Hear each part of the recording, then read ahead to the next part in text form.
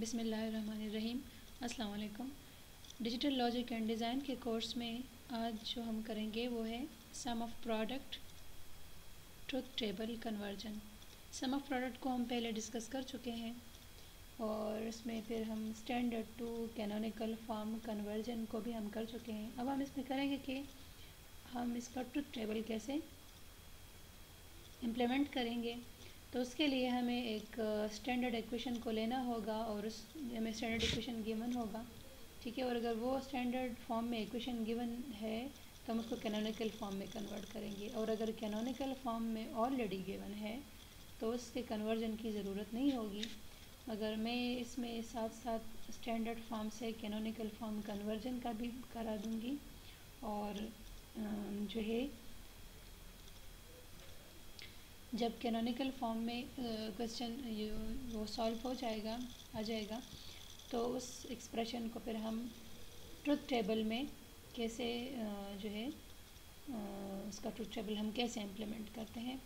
तो सपोज़ हमारे पास जो इक्वेशन है वो है स्टैंडर्ड फॉर्म में। स्टैंडर्ड फॉर्म और कैनोनिकल फॉर्म के बारे में लास्ट लेक्चर में बता चुकी हूँ। सम ऑफ प्रोडक्ट के केस में suppose we have this equation in the standard form, so we have to convert it in the canonical form। तो यहाँ पे जो हमारे पास है x y कम्प्लीमेंट है तो यहाँ पे z मिसिंग है, और यहाँ पे जो है ये y z है तो हमारे पास x मिसिंग है। So product of sum of product के केस में हमारे पास जो होता है हम ऐसा टर्म मल्टीप्लाई करते हैं जिससे उस इक्वेशन पे इफेक्ट भी ना पड़े। तो एक्स वाई कम्प्लीमेंट के साथ हम मल्टीप्लाई करेंगे z प्लस जेड कम्प्लीमेंट, क्योंकि इस टर्म में हमारे पास जो है z मिसिंग है, ठीक है, और इस टर्म में हमारे पास जो है y मिसिंग है। सो यहाँ पे हम क्या करेंगे, हम x मिसिंग है, सो हम इसको उसके साथ x प्लस एक्स कम्प्लीमेंट को जो है मल्टीप्लाई करेंगे। अब हम x प्लस एक्स कम्प्लीमेंट को क्यों मल्टीप्लाई करते हैं, और ये इसके बारे में पहले बता चुकी हूँ कि x प्लस एक्स कम्प्लीमेंट हमारे पास 1 के बराबर है। For the conversion of standard to canonical form in case of sum of product term, हम ऐसा टर्म मल्टीप्लाई करते हैं जो इक्वेशन को चेंज भी ना करे। तो z plus Z complement is equal to 1 and this is also x plus X complement is also equal to 1। तो इसके साथ हम जब 1 मल्टीप्लाई करते हैं तो इस इक्वेशन पे कोई फ़र्क नहीं पड़ता, ना ही इस पे फ़र्क पड़ता है। तो और इसके साथ की जो हम मल्टीप्लाई कर रहे हैं तो इसका जो मिसिंग वेरिएबल है वो भी साथ जो है आ जाएगा। तो यहाँ पे जो है हम इसको इससे मल्टीप्लाई करेंगे और इसको इससे मल्टीप्लाई करेंगे तो क्या आएगा, x multiply X Y complement multiply z, तो ये हो जाएगा X Y complement into z, ये इससे भी मल्टीप्लाई हो जाएगा और ये इससे भी मल्टीप्लाई हो जाएगा। तो क्या हो जाएगा हमारे पास, ये से मल्टीप्लाई होकर X Y complement z plus जब ये इन दोनों से मल्टीप्लाई होगा तो क्या हो जाएगा, वो एक्स वाई कम्प्लीमेंट और z कम्प्लीमेंट।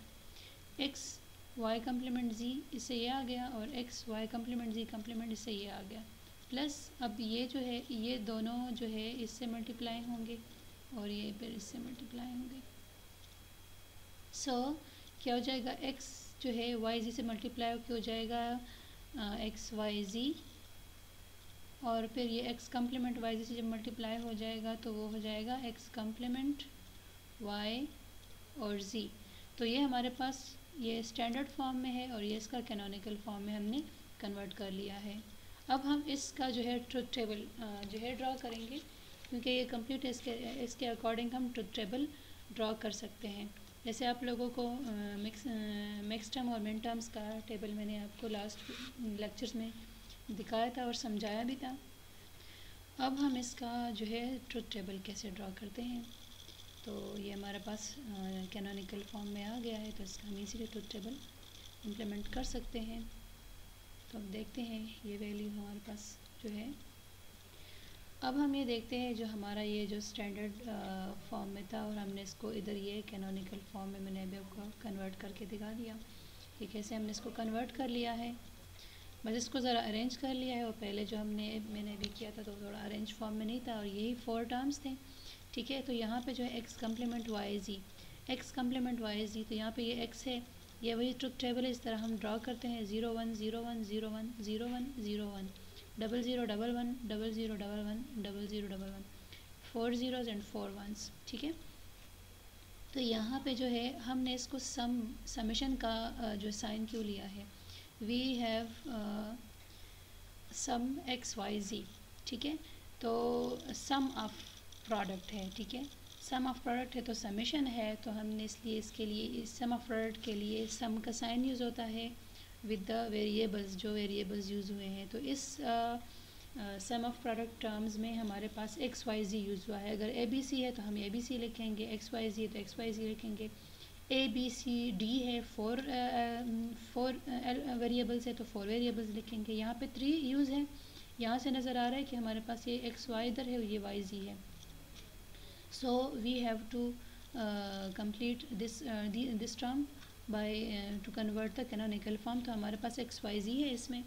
अब ये 2 3 4 5 6 कैसे आया है, ये हमारे पास जो हमने स्टैंडर्ड से हमने कैनोनिकल फॉर्म में कन्वर्ट कर लिया, ये वो इक्वेशन है। अब ये जो नंबर है कैसे आया है, ये जो है समेशन का साइन हम इसके लिए सम ऑफ प्रोडक्ट के लिए यूज़ करते हैं। तो और ये वो वेरिएबल एक्स वाई ज़ी। अब ये 3 4 5 6 कैसे आया है, हमारे पास ये जो ट्रुथ टेबल है ये एक्स है, वाई है, ज़ी है। तो एक्स कम्प्लीमेंट वाई ज़ी कहाँ पे है, एक्स कम्प्लीमेंट वाई ज़ी, ये तो पूरा टेबल है। तो एक्स कम्प्लीमेंट वाई ज़ी कहाँ पे, ये एक्स कम्प्लीमेंट है, ये वाई है और ये ज़ी है। ठीक है, तो एक्स कम्प्लीमेंट, यहाँ पे सम ऑफ प्रोडक्ट के केस में कम्प्लीमेंट के लिए हम 0 यूज़ करते हैं, और जो नॉन कम्प्लीमेंटेड वैल्यूज़ के लिए हम 1 यूज़ करते हैं। तो एक्स कम्प्लीमेंट वाई ज़ी हमारे पास है, एक्स कम्प्लीमेंट वाई ज़ी, तो हमने इसको 1 किया है, ये रिमेनिंग सारे 0 होंगे। तो जहाँ पे ये वैल्यूज़ आएंगी हमने उसके रिज़ल्ट को उसको 1 करना है, बाकी रिमेनिंग 0 रहेंगे।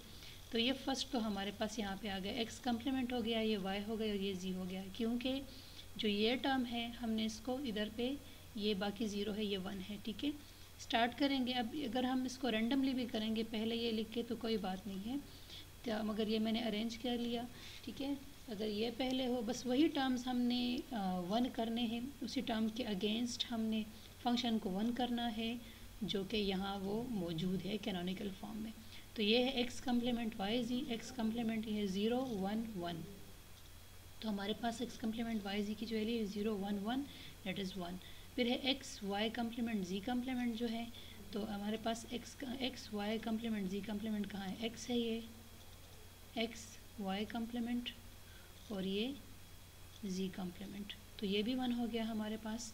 ठीक है, ये सेकंड नंबर एक्स है हमारे पास जो कि 1 है, वाई कम्प्लीमेंट है, वाई कम्प्लीमेंटेड वैल्यू 0 है in case of sum of product term, जो मैं आपको मिक्स टर्म और मेन टर्म्स के टेबल में बता चुकी हूँ।